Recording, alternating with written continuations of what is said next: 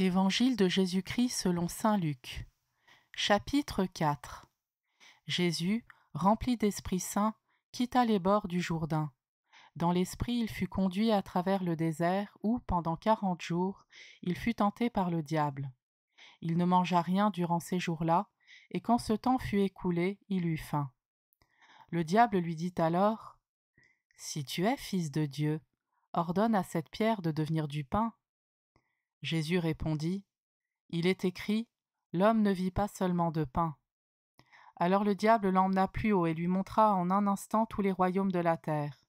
Il lui dit : « Je te donnerai tout ce pouvoir et la gloire de ces royaumes, car cela m'a été remis et je le donne à qui je veux.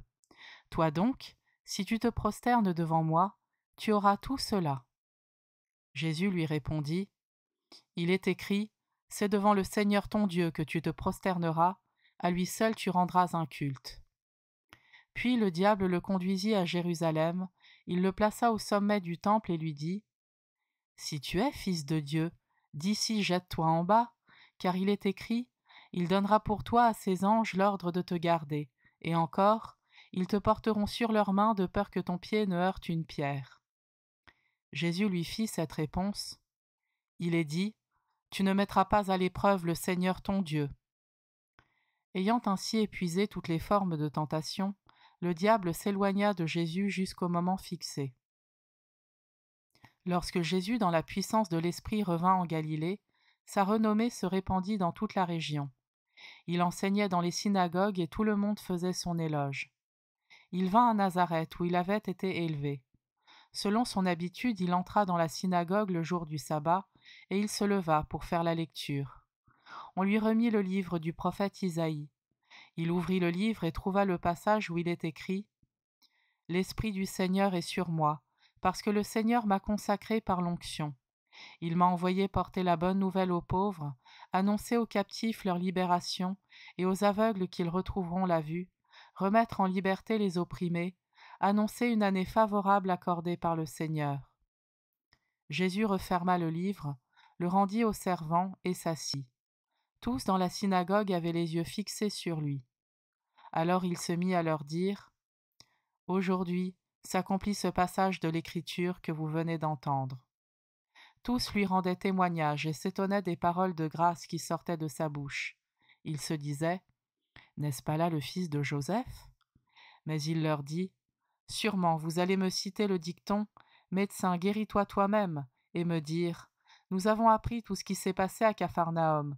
Fais donc de même ici, dans ton lieu d'origine. » Puis il ajouta : « Amen, je vous le dis, aucun prophète ne trouve un accueil favorable dans son pays.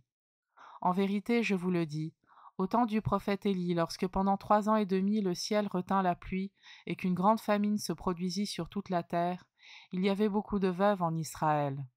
Pourtant Élie ne fut envoyé vers aucune d'entre elles, mais bien dans la ville de Sarepta, au pays de Sidon, chez une veuve étrangère. Au temps du prophète Élisée, il y avait beaucoup de lépreux en Israël, et aucun d'eux n'a été purifié, mais bien Naaman le Syrien. » À ces mots dans la synagogue, tous devinrent furieux. Ils se levèrent, poussèrent Jésus hors de la ville et le menèrent jusqu'à un escarpement de la colline où leur ville est construite pour le précipiter en bas. Mais lui, passant au milieu d'eux, allait son chemin. Jésus descendit à Capharnaüm, ville de Galilée, et il y enseignait le jour du sabbat. On était frappé par son enseignement car sa parole était pleine d'autorité.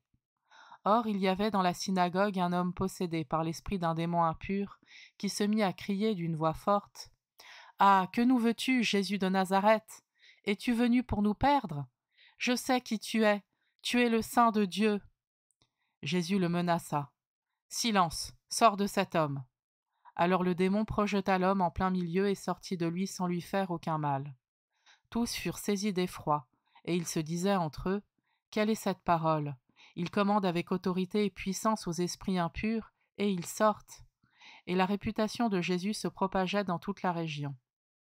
Jésus quitta la synagogue et entra dans la maison de Simon. Or, la belle-mère de Simon était oppressée par une forte fièvre, et on demanda à Jésus de faire quelque chose pour elle. Il se pencha sur elle, menaça la fièvre, et la fièvre la quitta. À l'instant même, la femme se leva, et elle les servait.